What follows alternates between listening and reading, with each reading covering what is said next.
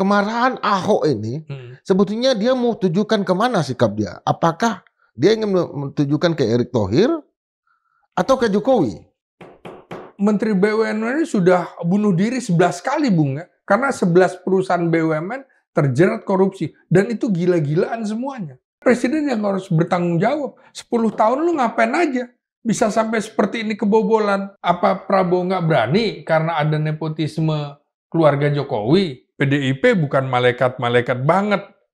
Dia juga jangan-jangan bagian dari iblis-iblis yang merampok juga.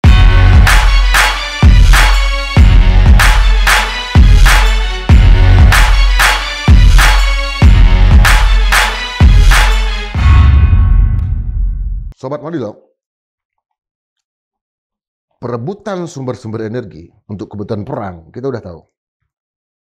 Bahwa di mana ada energi, di sana ada kepentingan-kepentingan yang sangat kuat untuk menguasai sumber energi itu. Dan itu juga memunculkan peperangan, kolonialisme, dan yang paling akhir adalah memunculkan yang namanya korupsi. Belakangan kita lihat ada proses penangkapan dan penetapan tersangka oleh Kejaksaan Agung, 9 orang tersangka terkait RON 90 versus RON 92. Nah, itu sangat teknis ya. Tapi yang kita juga mau lihat dari sisi ini adalah tiba-tiba muncul nama Ahok, Budi Cahaya Purnama, Basuki Cahaya Purnama, yang viral lagi karena dia menyampaikan di dalam salah satu talk show kenapa dia udah tahu masalahnya dan segala macam, dia punya catatan, dia bisa bongkar, dan juga ada pernyataan lain yang kita akan analisis gitu. Di sisi yang sebaliknya ada juga pernyataan dari Menteri BUMN Erick Thohir yang mengatakan rapat dengan Kejaksaan Agung sampai pukul 11 malam. Padahal dalam tanda kutip beliau adalah stakeholders dan shareholders dari yang namanya kasus ini. Itu juga nanti akan kita bahas, dan untuk melihat itu kita menghadirkan Bang analis politik dari Universitas Nasional yang S1-nya adalah di bidang ilmu politik, S3-nya di bidang ilmu politik, S2 di bidang komunikasi politik. Dan kita juga akan melihat ini dari sisi komunikasi politik, tapi juga tarik-menarik kepentingan politik yang terkait dengan kasus sebentar ini, yaitu Bang Slamet Ginting. Ya. Kabar, Bung Indra? Alhamdulillah. Puasa Bang ya? Alhamdulillah. Lancar ya? Lancar. Pertanyaan pertama saya nih Bang. Ya. Ada Ahok satu yang mengatakan bahwa tugas untuk masalah seperti ini seandainya saya jadi dirut. Dan saya tidak dikasih dirut. Tapi ada juga Ahok yang kedua yang mengatakan bahwa ada tawaran dari Presiden Joko Widodo untuk menempatkan sebagai dirut, tetapi Ahok mengatakan lebih memilih posisi sebagai komod karena dia lagi menjalankan sesuatu yang lain gitu, lebih nyaman gitu. Nah, Ahok versus Ahok, yang Abang percaya Ahok yang mana ini? Ya, Ahok yang sekarang itu adalah Ahok seorang politikus. Jadi tentu politikus ini orang dengan 1000 topeng. Nah, tinggal kemudian topeng mana yang akan digunakannya. Menarik kalau kemudian dia menyatakan bahwa menolak menjadi dirut Pertamina di sebuah podcast atau stasiun televisi, tapi di stasiun televisi lain mengatakan bahwa dia tidak diberikan posisi dirut oleh Presiden Jokowi. Nah, kalau kita lihat rentang dalam kasus dugaan korupsi di Pertamina Patraniaga ini, itu kan kurun waktunya adalah kurun waktu 2018-2023. pastilah itu di era Presiden Jokowi. Ya. Berarti kemungkinan bisa digunakan untuk pemilu 2019, begitu ya. Ya. Dan juga Ahok tidak bisa masuk di pemilu 2024. Ya. Karena keburu masuk sebagai organ politik PDIP. Ya. Makanya Ahok waktu itu juga berteriak, mana surat pemecatan saya atau pemberhentian saya sebagai komisaris utama Pertamina?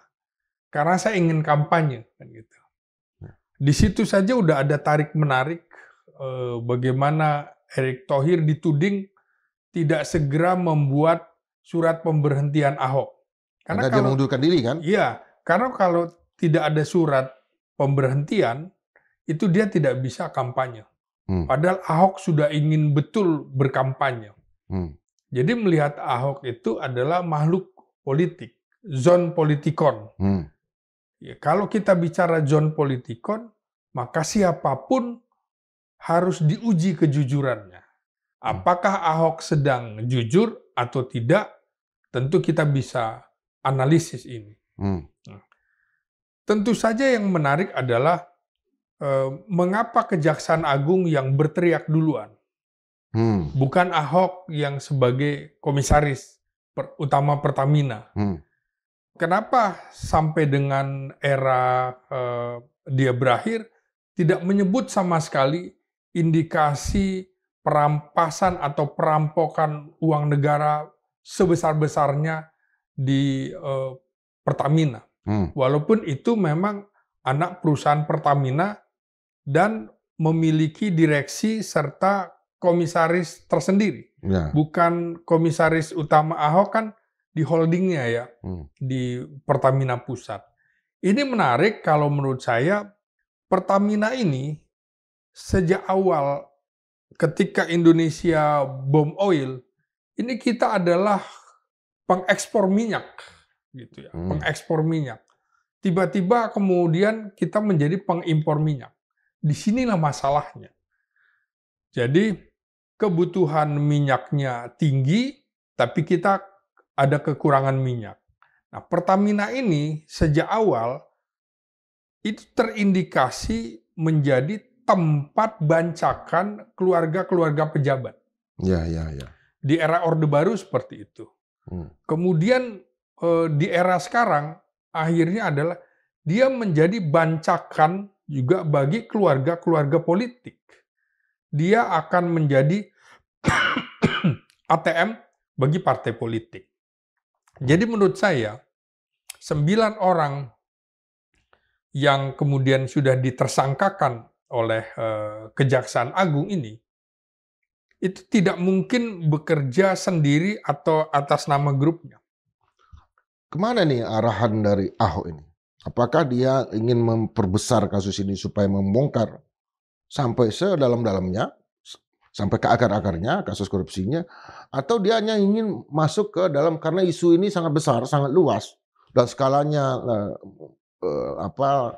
barangkali dari sekian banyak kasus korupsi itu akan lama proses hukumnya juga, ingin menunggangin isu ini untuk memperkuat kapasitas pribadinya sebagai politisi. Hal itu juga tidak salah. Jadi memang ada tudingan bahwa mengapa Ahok baru bersuara sekarang? Kenapa lo nggak bersuara dulu? Tudingan itu seperti ramai di media massa, bisa kita pahami. Tapi kemudian niat Ahok ingin membongkar, ya kita harus dukung juga, Bung. Ya. Artinya kita memerlukan Ahok gitu untuk memang membongkar. Siapa dulu Ahok itu kan sempat ditegur supaya dia tidak bersuara di media massa karena ini urusan internal rumah tangga Pertamina. Ya. Itu kan dapat teguran dari Erick Thohir ya seperti itu. Nah, sekarang setelah dia tidak jadi komisaris utama Pertamina, ya kita dorong dia. Kita dukung dia, suarakan saja. Sambil kemudian kalau ada tudingan bahwa dia ingin menunggangi kasus ini, juga nggak ada yang salah. Di dalam politik itu kan bukan salah benar, tapi argumentasinya seperti apa? Ya, Ahok ini tidak bisa dilepaskan dari dilema sebuah partai yang sendirian menjadi oposan sekarang, yaitu PDIP.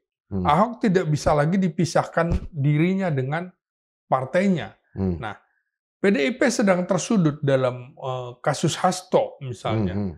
Dan yang kita tunggu-tunggu juga sebenarnya, ada nggak video Ahok, video Hasto soal Pertamina ini?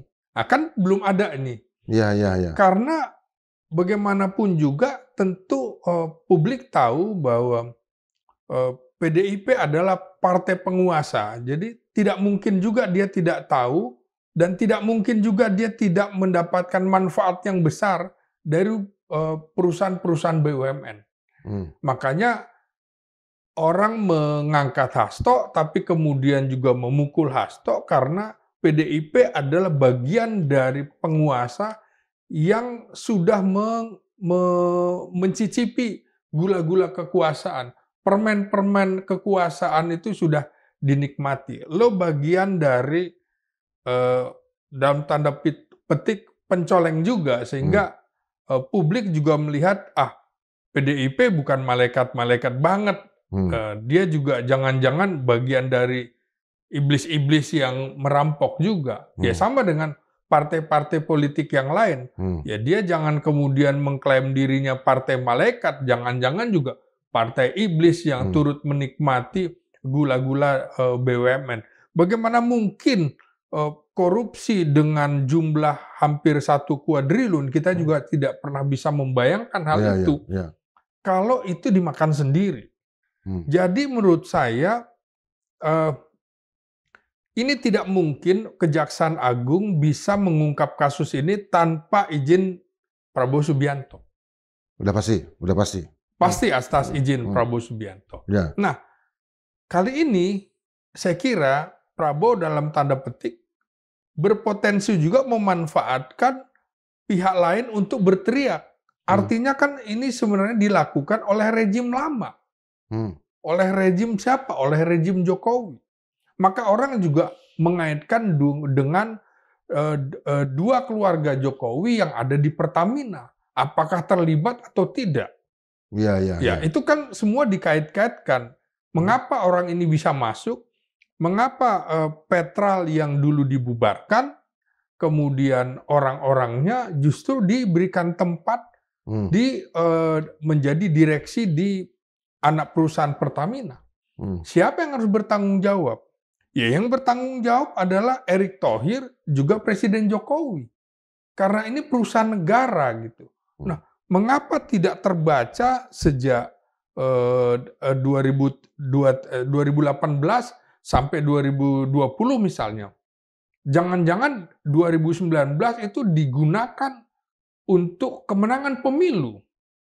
Jangan-jangan publik juga membaca ini dana yang akan digunakan untuk niat periode ketiga atau untuk perpanjangan masa jabatan. Tidak salah orang menganalisis sampai sejauh itu. Karena uang sebanyak itu sampai di mana gitu? Siapa menikmati? Makanya ini harus juga dibongkar lagi. Jadi menurut saya jangan sampai kasus ini adalah pertukaran pemain. Jadi karena ada penguasa baru, maka pemain baru masuk, pemain lama harus dibabat. Saya kira ini harus dibongkar, makanya jangan sampai BUMN ini menjadi mainan partai politik, menjadi mainan penguasa. Rejim yang berkuasa memanfaatkan ini sebagai sapi perah untuk menopang kekuasaannya. Kalau pergantian pemain udah pasti ya, karena kan kita tahu bahwa Komut Pertamina, Persero itu kan dari Gerindra, kemudian dirutnya juga Gerindra, Komutnya Iwan Bule, dirutnya Simon gitu. Artinya udah pasti pergantian pemain, yang artinya ya di Amerika sekalipun juga sama aja kan, ketika satu presiden diganti itu sekian ribu jabatan akan langsung bertukar gitu. Nah persoalannya kan bukan itu, persoalannya adalah tendensi penyalahgunaan kekuasaan dan tendensi sekarang yang terjadi itu adalah ada proses korupsi, penyidikan di sana, penyelidikan, penentuan tersangka dan segala macam, tapi ada kepentingan politik yang juga bermain. Iya. Satu ingin melepaskan diri, satu ingin masuk, Iya. satu ingin tidak terkait dengan kasus ini. Apakah Ahok ingin mengatakan bahwa dia sama sekali tidak terlibat dengan kasus ini? Dan PDI Perjuangan tuh yang merupakan kapal besarnya. Iya, maka bagus supaya sidang ini dilakukan secara terbuka, terang benderang. Gitu. Ya, putar saja video Ahok di mana pada masa itu kan banyak di era pandemi COVID, sehingga rapat-rapat dilakukan secara Zoom begitu ya. Nah, itu bisa buka saja. Misalnya tudingan Ahok apa. Tapi yang menarik adalah mengapa dia tidak mengungkapkan itu sama sekali. Apakah karena waktu itu PDIP masih berkongsi dengan Presiden Jokowi sehingga tidak mengungkapkan itu, dan sekarang dia mengungkapkan setelah PDIP juga pecah kongsi dengan Jokowi dan Ahok juga sudah pecah kongsi dengan Jokowi dan juga dengan Erick Thohir. Nah, ini kan harus dibuka akhirnya. Publik harus melihat pecah kongsi ini membongkar semuanya. Termasuk pergantian komisaris utama di Pertamina, di mana sekarang Iwan Bule adalah orang Gerindra, begitu ya. Barangkali juga informasi dari dia. Artinya dia sudah melaporkan kepada Prabowo sebagai ketua umum partai. Bisa saja kemudian itu dibongkar. Nah, kita senang ada bongkar-bongkar seperti itu, supaya manfaatnya betul-betul untuk kepentingan publik. Karena publik sekarang sudah tidak percaya. Saya aja isi sepeda motor atau mobil juga sudah melihat, loh kok di SPBU Pertamina sudah mulai sepi. Adanya di SPBU cat biru, ada cat kuning gitu kan. Kita nggak boleh nyebut nama kan. Nah, ini menarik juga artinya, kalau publik sudah tidak percaya dengan produk Pertamina, maka yang diuntungkan adalah asing, Bung. Ya kan? Betul. Opininya akhirnya menggiring, lo jangan beli di SPBU milik Pertamina, milik pemerintah lo, milik negara lo sendiri. Di situ banyak garong, akhirnya orang ke sana. Nah, ini kan kerugian buat bangsa Indonesia. Karena itu menurut saya harus dibedah juga dari awal. Ini nyaris semua di rut Pertamina itu adalah tersangka gitu, seperti terpidana. Seperti Karen kemarin juga mengungkapkan bahwa saya menjalankan instruksi presiden. Siapa presidennya? Kenapa dia nggak ungkap? Apalagi sekarang hukumannya sudah diperberat oleh Mahkamah Agung menjadi 13 tahun. Betul. Ya ungkapkan aja. Apakah ada tekanan dari presiden sebelumnya maksudnya? Apakah Pertamina harus menggelontorkan dana kemana-mana? Ungkapkan aja. Supaya kita juga tahu, seperti permainan, lihatlah kalau rapat kerja atau rapat dengar pendapat di DPR, wah galak-galak Bung, anggota parlemen terhadap BUMN atau anak perusahaannya. Ada apa gitu loh? Apa ada kepentingan? Saya kira ada kepentingan dia menjadi agen perusahaan-perusahaan, misalnya tongkang atau kapal-kapal asing segala macam dan lain-lain. Bahkan untuk bangun SPBU. Nah, katanya itu harus lewat DPR. Iya, makanya kalau seperti itu ya bongkar aja, termasuk siapa anggota DPR yang menjadi calo. Kita lihat itu kayaknya akhirnya rapat-rapat itu penuh dengan drama, marah-marah dan segala macam. Belakangan kemudian dia dapat proyek dan segala macam. Hancur bangsa kita, Bung. Kita berceloteh di sini, kita berbusa-busa di sini. Ya dia nikmati gitu kan. Jangan sampai kita pun dinikmati oleh pihak-pihak tertentu untuk mendukung Erick, untuk mendukung Ahok, untuk mendukung penjahat di Pertamina, untuk mendukung rejim. Ya kita ungkapkan aja apa adanya. Kita bukan bagian dari mendukung orang-orang itu. Kalau kita lihat dari peta pertarungan sebelumnya, katakanlah ada Mbak Mega, ada Prabowo, ada Pak Jokowi.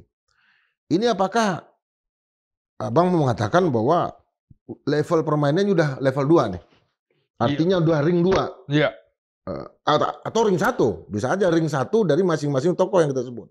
Yang banyak kita bahas di Madilog itu, 3 orang ini kan punya ini. Ini pertarungannya nanti para ring 1 mereka masing-masing ini.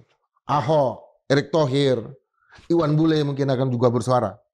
Akhirnya begitu kan? Akhirnya orang melihat bahwa Ahok ini adalah utusan PDIP, ya. Kemudian Erick ini utusan Jokowi misalnya. Iwan Bule utusan Prabowo. Orang akhirnya menyimpulkan hal-hal itu bahwa mereka sedang dipertarungkan gitu kan. Tinggal siapa yang dapat memenangkan pertarungan itu. Kalau tidak ada angin, tidak ada hujan, Simon tiba-tiba di rutenya Pertamina minta maaf. Nah, ada apa? Kenapa? Kan artinya orang juga melihat bahwa ini nggak ada, belum masuk ke level Pertamina sebagai sebagai konsorsium ya. Iya. Ini anak perusahaannya. Tapi kenapa Simon yang harus minta maaf? Artinya memang ada ya kepentingan politik di sini. Nah, menurut saya juga aneh. Ahok tidak minta maaf, Erick Thohir tidak minta maaf, Menteri ESDM Bahlil tidak minta maaf. Menurut saya aneh juga gitu. Tiba-tiba di rut Pertamina yang minta maaf. Nah, kenapa? Kenapa di rutnya? Bukan level menteri, bukan level komut dan segala macam. Kita sampai sekarang belum dengar juga suara dari Komjen Iwan Bule ini terhadap kasus ini. Apakah memang dia mengindikasikan membaca ada penyelewengan di anak-anak perusahaannya? Kalau kita lihat sekarang BUMN itu, 11 BUMN itu semuanya tersangkut korupsi, Bung. Ya artinya siapa yang harus bertanggung jawab? Menteri BUMN harus bertanggung jawab enggak menurut Anda? Iya. Mungkin kalau di Jepang Menteri BUMN sudah bunuh diri 11 kali, Bung, ya. Karena 11 perusahaan BUMN terjerat korupsi dan itu gila-gilaan semuanya. Nah, yang menarik adalah mengapa belum ada pergantian Menteri BUMN? Terlepas Erick Thohir benar atau salah gitu. Kan ini masih bagian dari rejim lama. Nah, Prabowo apakah mau kena getahnya? Karena ini otomatis kena getahnya. Publik tidak percaya, tingkat kepercayaan publik yang tadinya tinggi sampai 80,6 itu, menurut saya sebenarnya bukan tingkat kepercayaan saja, tapi tingkat harapan. Publik berharap pada Prabowo. Tapi kalau kemudian menteri-menterinya yang terjerat dalam kasus-kasus di mana ada korupsi di kementeriannya, menterinya harus bertanggung jawab. Misalnya ada korupsi di Kementerian Pertanian, maka Menteri Pertaniannya harus bertanggung jawab. Kendati itu adalah perusahaan di bawah kementerian, BUMN di bawah kementerian-kementerian itu.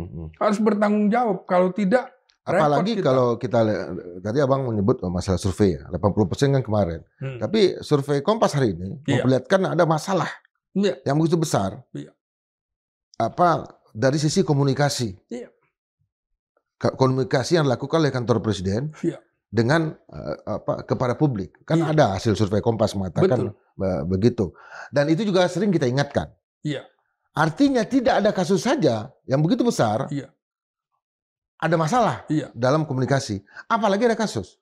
Saya melihatnya sekarang itu yang diandalkan adalah bukan media massa, bukan ilmuwan politik atau ilmuwan komunikasi politik, tapi yang diberi tempat adalah buzzer-buzzer politik. Ini yang terjadi ketika misalnya membangun kantor komunikasi kepresidenan yang pecahan dari kantor staf presiden, 40 orang yang di-endorse atau yang diambil menjadi tenaga ahli atau apapun namanya di situ, menurut saya sia-sia. Karena seharusnya media massa lah yang menjadi opinion leader bagi pemerintah untuk mengumumkan program-program pemerintah gitu. Bukan mengandalkan ini. Jadi ini kan pola buzzer yang dibangun di era Jokowi ini sudah harus diakhiri, Bu. Bukan orang-orang buzzer ditempatkan jadi staf khusus dan segala macam. 40 orang yang diambil di kantor komunikasi kepresidenan, menurut saya gagal dengan apa yang diungkapkan survei Kompas, bahwa tingkat kepercayaan publik itu menurun karena komunikasi publik yang dibangun oleh pemerintahan Prabowo buruk. Gitu. Apa yang harus dilakukan oleh Pak Prabowo Ya, terhadap? saya kira Prabowo harus betul-betul mengambil ahli, bukan lagi mengambil buzzer, influencer, dan segala macam untuk duduk di dalam pemerintahnya, staf khususnya.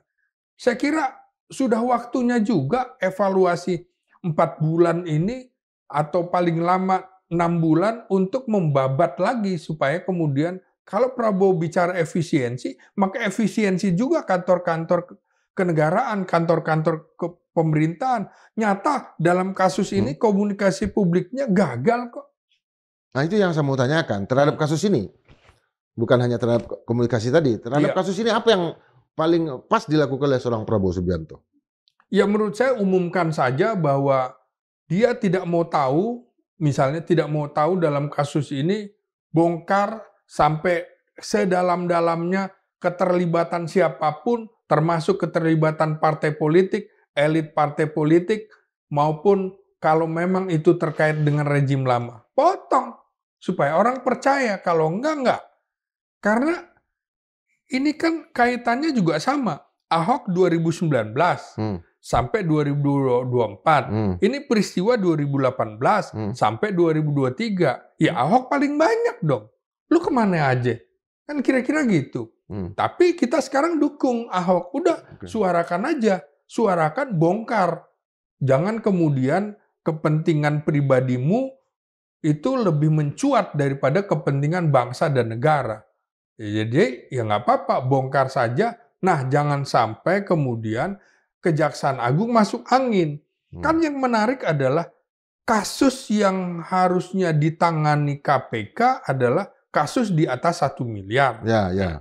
Di satu sisi, makanya PDIP ngamuk, kasus Hasto itu kan di bawah 1 miliar. Ya. Kenapa yang ini kasus yang 1 kuadriun oleh Kejaksaan Agung? Kan seperti itu. Jadi sekarang kalau kita lihat lagi adalah bagaimana lomba antara Kejaksaan Agung dengan KPK untuk memburu koruptor, ya kita dukung. Tapi jangan sampai kemudian akhirnya publik melihat, ini KPK masih bagian dari rejim lama. Kenapa publik juga menuding seperti itu? Karena keputusan MK nomor tahun 2022 bahwa pansel KPK harusnya diselenggarakan oleh pemerintahan baru dan fit and proper test-nya oleh DPR baru, bukan eranya Jokowi. Kenapa ini dipaksakan? Maka jangan salahkan publik juga, semua persoalan muaranya adalah Jokowi. Lo adalah pangkal semua persoalan, karena lo cari gara-gara. Kan gitu. Ya, kan kita tahu apa dulu dalam kasus Papa minta saham dan segala macam kan. Dan sering juga dikatakan oleh Said Didu ya, mau tangkap Rizal Khalid, tapi tiba-tiba Rizal Khalid muncul di dalam acara kuliah umum yang diberikan oleh Jokowi dalam acara Partai Nasdem. Nah, juga kemarin beredar video Rizal Khalid salaman dan berbisik ke Pak Prabowo Subianto. Belum ada konfirmasi dari istana. Itu apa Abang lihat? Nah, itu dia. Jadi kan aneh, pemainnya pemain lama semua. Misalnya Petral dibubarkan, orang-orangnya dipakai. Kita tuh kok nggak punya seleksi gitu loh. Dan dekat dengan dan bisa bertemu dengan presiden misalnya. Nah, makanya jangan kemudian salahkan publik juga kalau rejim baru terlibat, ini kan repot. Rejim Prabowo ini harus bersih dari tudingan pewarisan nilai-nilai keburukan dari presiden yang lama. Pewarisan nilai-nilai baik lanjutkan, tapi pewarisan nilai-nilai busuk ya harus dipenggal. Termasuk orang-orang yang dituding tidak bersih, ini kan larinya ke orang itu lagi yang ditempatkan di posisi-posisi strategis yang terkait dengan keuangan negara. Gitu. Kalau seperti ini, pernyataan Erik bahwa dia akan mereview segala macam, lu review apa? Orang ini ini penggarongan luar biasa, bukan review lagi. Udah babat aja dari sekarang. Kita tunggu apa yang akan dilakukan Menteri BUMN untuk kemudian membersihkan Pertamina, bukan cuma mereview. Nah, ini juga kan harus bagaimana kita juga bukan mencari mereka dihukum seberat-beratnya, tapi preventif apa yang dilakukan oleh pemerintah, oleh negara, agar Pertamina bukan lagi menjadi tempat perampokan bagi partai politik, bagi elit-elit partai politik, dan juga elit-elit negara untuk mempertahankan kekuasaannya. Preventifnya seperti apa? Bagaimana caranya supaya orang-orang yang ditaruh di komisaris, ditaruh di direksi, betul-betul orang-orang yang sudah matang. Loh, ini kalau kita lihat 9 orang yang menjadi tersangka itu, pada saat peristiwa 98, dia mungkin baru mahasiswa dan juga belum jadi mahasiswa, Bung. Terlalu mudah, anak-anak muda, usianya masih sangat muda, tiba-tiba menjadi direksi yang menangani, yang gajinya miliaran menurut saya. Dampaknya seperti itu. Pola-pola yang misalnya dilakukan, sudah berikan kepercayaan kepada generasi-generasi Gen Z segala macam. Tapi mentalnya belum kuat, Bung. Akibatnya seperti ini. Dulu publik sudah mengingatkan. Makanya menurut saya, Menpan RB harusnya juga membuat aturan di birokrasi sipil, juga di birokrasi militer. Kapan seorang bisa menjadi perwira tinggi? Bukan sekonyong-konyong dekat dengan penguasa, bisa jadi perwira tinggi. Kapan orang ini bisa menjadi direksi? Idealnya adalah umur-umur 45 ke atas. Atau menjadi perwira tinggi sudah umurnya 50, matang gitu. Bukan lompat yang bagaimana Jokowi merusak sistem di TNI, di Polri. Ini kemudian diikuti lagi di BUMN dan lain-lain. Dan itu kan dimulai, akibatnya sekarang begini. Itu kan dimulai dengan staf khusus milenialnya Jokowi. Nah makanya, bisa apa staf khusus itu? Yang kita tahu akhirnya itu untuk kepentingan Gibran kan? Nah makanya, akhirnya kan terbaca ada kepentingan lain. Anak muda harus dikedepankan, anak muda kedepankan, tahunya anak lo sendiri. Ini sama kan? Bobi Nasution menjadi gubernur termuda usia 33 tahun. Ini menurut saya, jadi makna yang Jokowi itu kita akan buka lapangan kerja, ternyata buka lapangan pekerjaan buat anak dan menantunya. Anak-anak muda harus dikedepankan, ternyata supaya anak lo jadi wapres, kan kayak gitu bacanya. Artinya Pak Prabowo, Presiden Prabowo itu punya sebetulnya sosok yang paling pas sekarang untuk menyelesaikan masalah ini. Karena kepentingannya kan ke depan kan udah nggak ada. Ya mungkin untuk 2 periode ada. Iya. Tapi setelah itu kan kemarin ada makan berbuka puasa kan? Iya. Ada Pak Prabowo, ada Mbak Titi, ada Didit di sana. Artinya Didit bukan orang politik gitu kan. Iya. Mbak Titi memang orang politik tapi udah di partai yang sama, di Gerindra. Artinya ini saat yang paling pas sosok Prabowo untuk melakukan proses pembersihan terhadap satu perusahaan negara yang paling banyak dibancak selama ini. Paling banyak dirampok, yaitu Pertamina. Iya, saya kira sudah saatnya gitu ya. Kalau perlu berapa banyak orang seperti Ahok bilang ya, kita dukung ya pernyataan Ahok.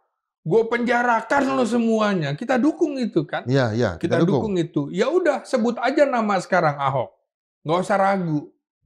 Publik juga akan berada di belakang Ahok kalau Ahok betul-betul kepentingannya untuk kepentingan bangsa dan negara. Lain soal kalau dia punya niat-niat yang lain. Saya kira juga waktu itu mengapa Jokowi tidak menempatkan Ahok menjadi dirut, khawatir Ahok akan menjadi rival politiknya.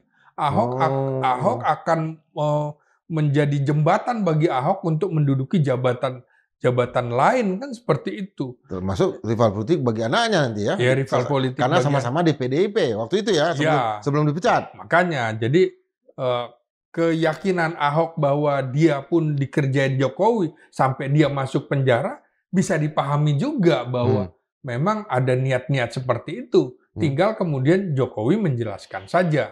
Nah, ini menurut saya dalam kasus anak-anak presiden, kebetulan Prabowo berbeda dengan presiden yang lain yang dalam pengertian SBY punya AHY, Hmm. memang ingin diplot jadi presiden. Ya. Jokowi punya plot juga, ingin anaknya jadi presiden, walaupun kemampuannya jauh panggang dari api, kan begitu. Kemudian juga Megawati ingin Puan jadi presiden.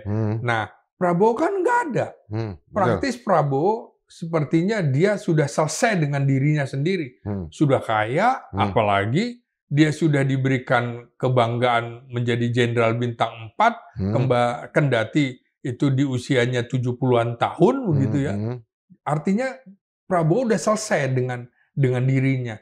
Nah, tinggal orang-orang yang belum selesai dengan dirinya, Bung. Ini yang harus kita kritisi. Jangan sampai kemudian main dengan cara-cara kotor. Silakan anak presiden mau jadi presiden, wajar. Seperti Prabowo bilang, ketika AHY sedang duduk berdampingan dengan Gibran dan juga dengan Puan Maharani, yang posisi AHY di tengah-tengah antara Puan dan Gibran. Menurut saya, ya wajar bahwa ke depan pertarungannya itu Indonesia kira-kira 10 tahun ke depan adalah pertarungan anak-anak presiden untuk menjadi presiden. Masuk akal.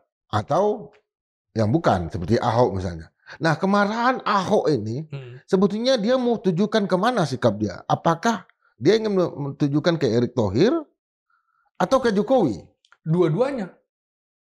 Dua-duanya. Ke Jokowi lewat Erick Thohir. Ya apapun, karena Pertamina itu berada di bawah Kementerian BUMN. Kan begitu.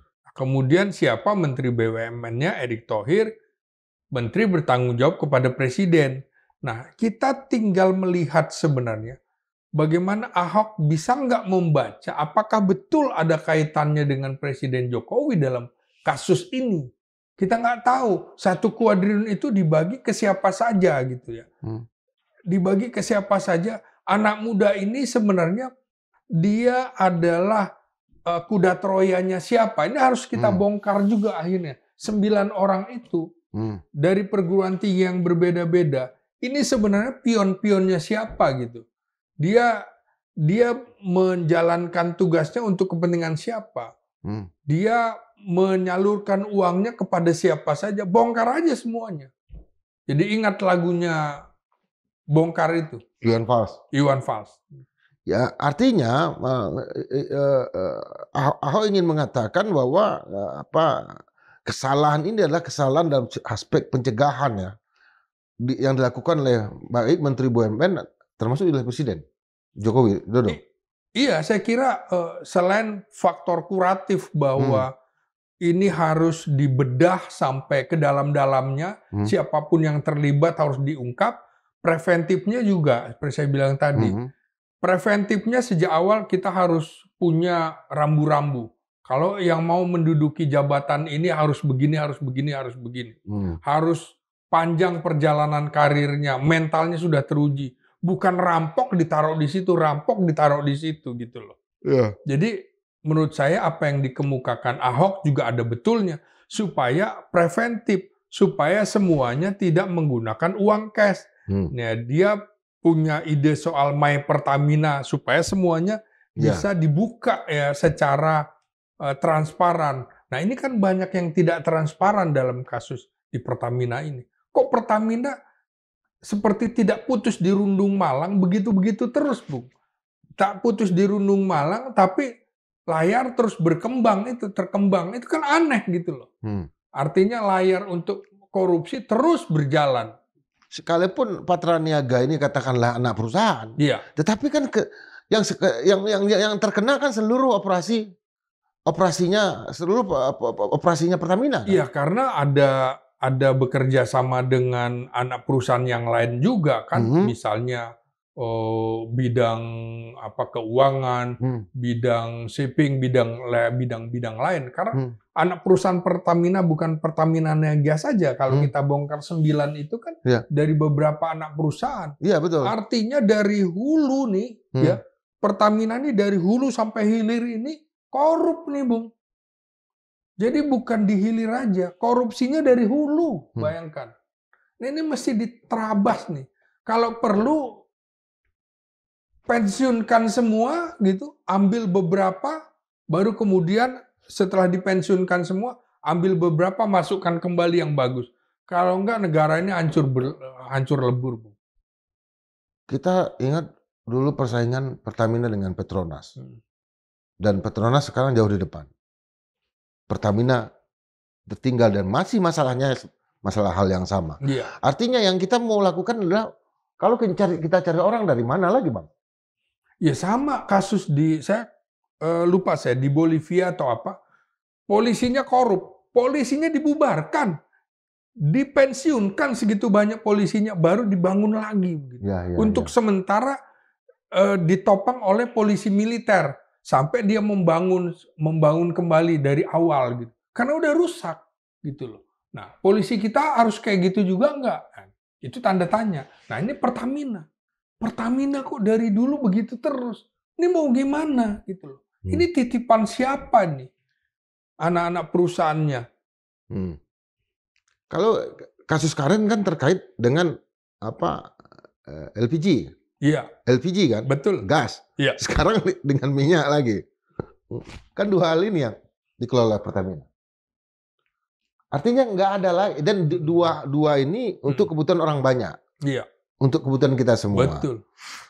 Nah, kembali lagi Bang, untuk pertarungan politik ini.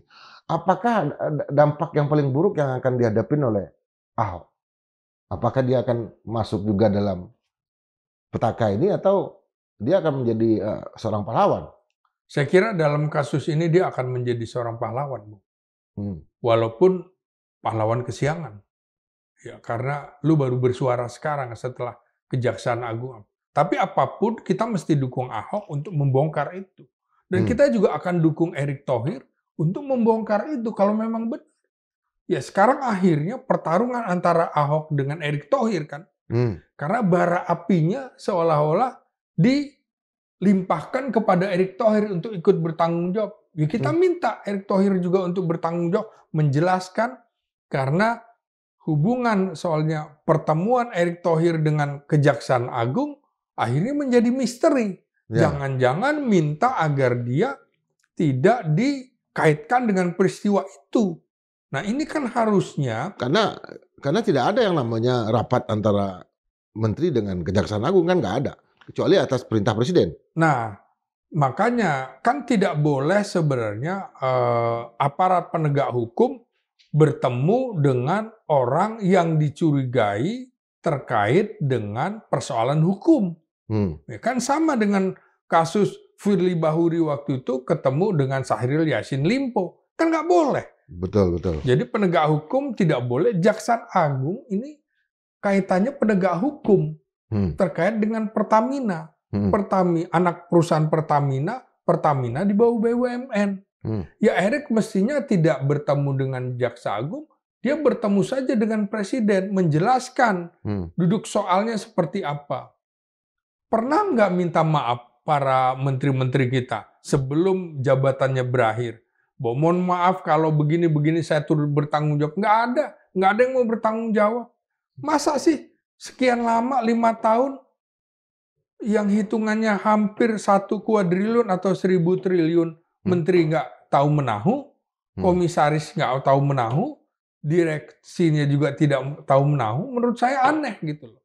Jadi menurut saya Ahok juga termasuk orang yang bertanggung jawab. Ya bentuk tanggung jawab dia seperti itu. Erick Thohir bentuk tanggung jawabnya apa? Gitu loh. 1.000 triliun itu kan angka yang sangat besar. Artinya, susah Bung kita ngitungnya. Ya artinya dibanding APBN yang 2.500 dulu. Atau dari 2.000, 2.500. Setengahnya. Atau sekarang mungkin sepertiga ya. Sepertiga dari APBN itu jumlah yang sangat besar. Iya. Dan itu kemana perginya kita nggak tahu, nggak mungkin ke orang-orang ini semua kan. Iya. Sekalipun ada yang punya rumah katanya di Menteng sana 150 miliar atau 200 miliar. Iya. Untuk ukuran pejabat publik itu sangat luar biasa di Indonesia. Iya. Tapi kita ukuran profesionalisme tuh arahnya ke sana. Ini standar-standar hidup dari para pejabat negara ini kan mestinya juga diperbaiki, Bang. Oh iya betul. Tapi kan mereka kan dapat dari lamsam. Ya, sama dengan apa kerja BPK ketika mengaudit Pertamina dan segala macam. Hmm, Kok tidak ada indikasi korupsi gitu? Ngapain aja BPK, Badan Pemeriksa Keuangannya? hmm, Makanya Ahok bilang juga kan, patut dicurigai BPK terlibat dalam kasus ini. Ya sudah, lu juga patut diduga terlibat. Kenapa diem aja kan gitu? hmm, Akhirnya sekarang saling tuding. Nah, ingat nggak era Presiden Soeharto, ketika menteri saling tuding, panggil, dia yang memutuskan. Nah, ini harus dilakukan oleh Prabowo. Panggil Erick Thohir, panggil Jaksa Agung, panggil Ahok, dan segala macam. Panggil direksi Pertamina. hmm. Kembalikan uang itu. Jadi ini pembuktian bagi Prabowo ya dalam astacitanya soal korupsi itu. Tapi menurut saya astacita Prabowo itu juga harus diperbaiki. Hmm. Astacitanya misalnya soal korupsi. Kenapa korupsi ansih berhenti di kata korupsi? Ya. Mengapa tidak ditindaklanjuti korupsi, kolusi, nepotisme? Apa Prabowo nggak berani karena ada nepotisme keluarga Jokowi? Menurut saya kita dorong Prabowo astacitanya soal korupsi itu di astacita kedua atau ketujuh itu sekalian korupsi, kolusi, nepotisme. Itu perintah dari reformasi kita, bukan korupsi sendiri. Gitu. Apa kasus ini yang juga merupakan bagian dari yang dikatakan oleh Presiden Prabowo bahwa silakan kembalikan segala macam. Tapi ya sudah, sekarang silakan KPK bergerak, silakan Kejaksaan bergerak. Apakah ini salah satu kasus yang memang sudah sudah ada pendekatan terlebih dahulu, berapa yang Anda rampok Anda kembalikan? Ya saya kira kegagalan menarik pajak dari rakyat itu kita pahami pemerintahan Prabowo gagal secara fiskal untuk menarik keuangan dari fiskal yang 12% dan segala macam. Ya sudah, sekarang polanya bagaimanapun juga harus ada dana untuk pembangunan, untuk menggerakkan roda pemerintahan, untuk menggerakkan infrastruktur dan suprastruktur negara. Dari mana? Ya jalan tengahnya itu tadi. Ya sudah, kembalikan uangmu. Ya. Tapi proses hukum tetap harus dilaksanakan. Bukan kemudian... Apa ini salah satunya? Saya kira itu juga. Kita harus yang sering dikatakan oleh Pak Prabowo kan, bahwa dia silakan, tapi kita balikin dulu. Ya, balikin orang dulu. Kan selama ini berpikir oligarki. Iya. Tapi kan oligarki kan kebanyakan mereka nggak terkait korupsi kan. Kenapa? Karena mereka bukan penyelenggara negara dan segala macam. Iya. Tapi ini kan betul-betul penyelenggara negara. Ya, saya kira akhirnya kita membaca jangan-jangan ini tujuan Prabowo supaya kembalikan uang. Uang sebanyak itu, Bung, daripada kemudian mengalir ke negara lain, di bank-bank lain, lebih baik diambil oleh negara begitu ya. Sambil kemudian memperbaiki lembaga-lembaga BUMN. Masa sih? Siapa sih? Apakah presiden tidak boleh dituding? Ada 11 lembaga BUMN yang terjerat korupsi semuanya. Saya kira presiden yang harus bertanggung jawab. 10 tahun lu ngapain aja? Bisa sampai seperti ini kebobolan gitu loh. Kalau menurut Abang, dari potensi kerugian negara hampir 1.000 triliun itu, berapa persen yang bisa kembali, Bang? Wah, itu orang ekonomi deh. Bukan orang ekonomi. Kita berharap aja nih, berharap. 10% kah? 20%? Ya saya kira harus di atas 50%, Bung. 70% harus kembali, Bung. Dana rampasan itu. Kalau enggak, kita enggak bang. Dari mana? Ya kembalikan. Miskinkan mereka, Bung. Miskinkan mereka. Juga kemudian jangan ditaruh di LP Sukamiskin yang membuat dia tidak miskin.